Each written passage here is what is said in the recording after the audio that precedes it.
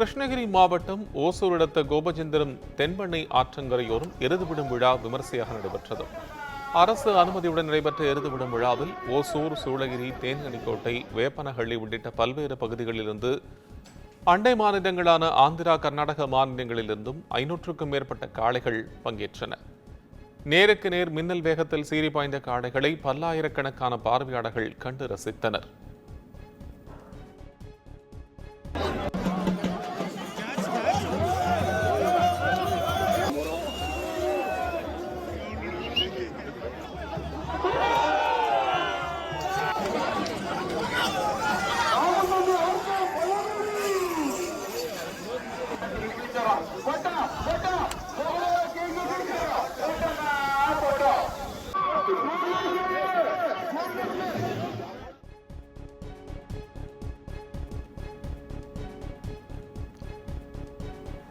காணும் பொங்கல் பண்டிகையை ஒட்டி கன்னியாகுமரியில் சுற்றுலா பயணிகள் குவிந்து வருவதால் படகு போக்குவரத்திற்கான நேரம் அதிகரிக்கப்பட்டுள்ளது.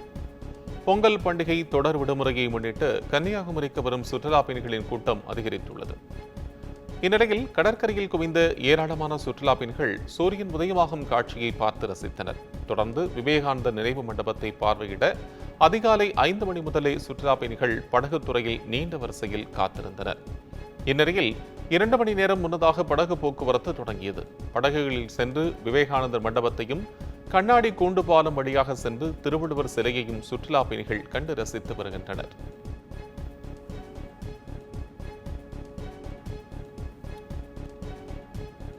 திருவள்ளூர் மாவட்டம் திருத்தணி சுப்பிரமணிய சுவாமி கோயிலில் காணும் பொங்கலை முன்னிட்டு முருகப்பெருமான் 1008 தங்க வில்வ இலை அலங்காரத்தில் காட்சியளிக்கிறார். முருகப்பெருமானின் 5ஆம் படை வீடான திருத்தணி சுப்பிரமணிய சுவாமி கோயிலில் காணும் பொங்கல் விழாவை முன்னிட்டு உற்சவர் முருகப்பெருமான் வள்ளி தெய்வானையுடன் 1008 தங்க வில்வ இலை சிறப்பு புஷ்ப அலங்காரங்கள் செய்யப்பட்டு மகாதீபாராதனை காண்பிக்கப்பட்டது. பின்னர் மறைக்கோவிலிருந்து முருகப்பெருமான் திருத்தணி நகரின் முக்கிய வீதிகள் வழியாக வீதி உலா வந்து பக்தர்களுக்கு அருள்பாலித்து வருகிறார்.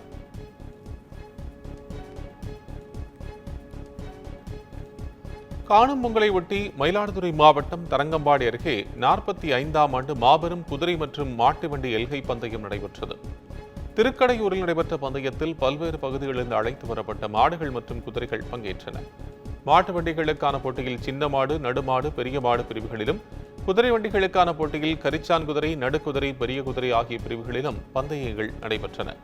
இதனை சாலையின் இருபுறம் திரண்டிருந்த பல்லாயிரக்கணக்கான மக்கள் போட்டியை கண்டு ரசித்தனர். போட்டியில் வெற்றி பெற்றவர்களுக்கு ரொக்க பரிசு, சான்றிதழ்கள், பரிசு கோப்பைகள் வழங்கப்படுகின்றன.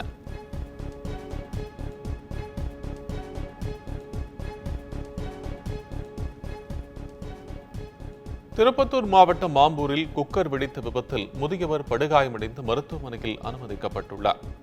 ஆம்பூர் நகராட்சிக்குட்பட்ட ஏ கஸ்பா பகுதியைச் சேர்ந்த குணசேகர் என்பவர் தனது மனைவியுடன் வசித்து வருகிறார்.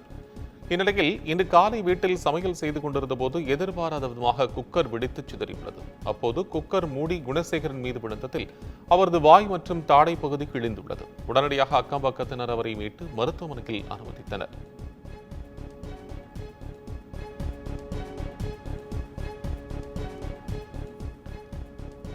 காணும் பொங்கலை முன்னிட்டு குற்றாலத்தில் ஏராளமான சுற்றுலா பயணிகள் குவிந்துள்ளனர்.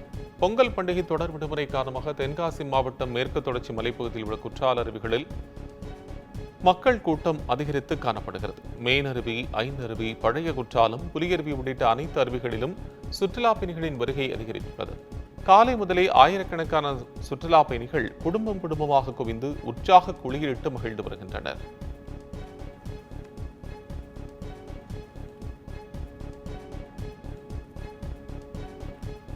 புதுக்கோட்டை மாவட்டம் மணமேல்குடி அருகே நடைபெற்ற மாரத்தான் போட்டியில் இளைஞர்கள் 60க்கும் மேற்பட்டோர் பங்கேற்றனர். மஞ்சக்குடி அடுத்த சிறுவிளாத்தூர் கிராமத்தைச் சேர்ந்த இளைஞர்கள் மற்றும் பொதுநல சங்கம் இணைந்து விழிப்புணர்வு மாரத்தான் போட்டி நடைபெற்றது. கோட்டைப்பட்டினம் காவல் ஆய்வாளர் தொடங்கி வைத்த போட்டியில் இளைஞர்கள் 60க்கும் மேற்பட்டோர் பங்கேற்று 10 கிலோமீட்டர் தூரம் ஓடி இலக்கை அடைந்தனர். இருசக்கர வாகனத்தில் செல்லும்போது தலைக்கவசம் அணிய வேண்டும் என விழிப்புணர்வு ஏற்படுத்தும் வகையில் வெற்றி பெற்றவர்களுக்கு பரிசுத் தொகை மற்றும் தலைக்கவசம் வழங்கப்பட்டது.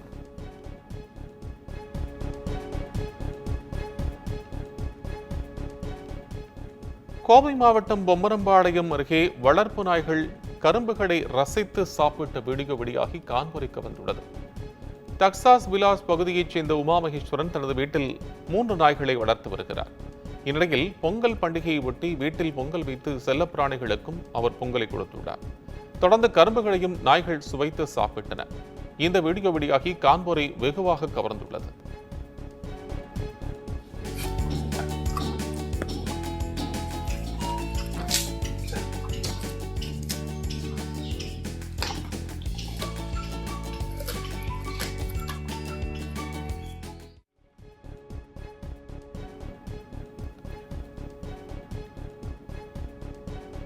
கோவை மாவட்டம் பெரியநாயக்கன்பாளையம் குடியிருப்பு பகுதிக்குள் ஒற்றை காட்டு யானை புகுந்ததால் பொதுமக்கள் அச்சமடைந்தனர்.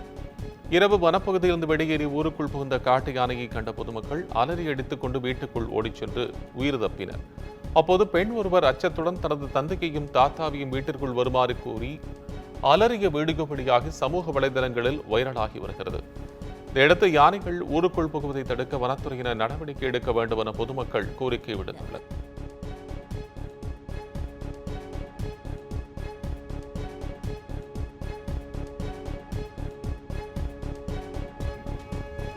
புதுக்கோட்டை மாவட்டம் திருமயம் அருகே மாட்டு வண்டி எல்கை பந்தயம் சிறப்பாக நடைபெற்றது.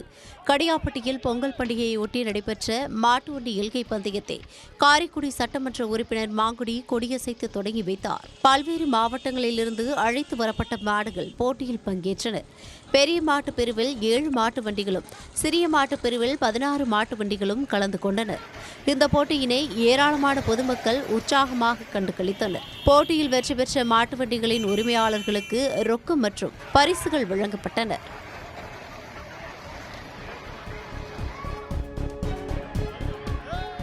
திருநெல்வேலி மாவட்டம் அம்பாசமுத்திரம் அருகே மாட்டுப் பொங்கலை ஒட்டி நடைபெற்ற போட்டிகளில் பொதுமக்கள் ஆர்வமுடன் பங்கேற்றனர்.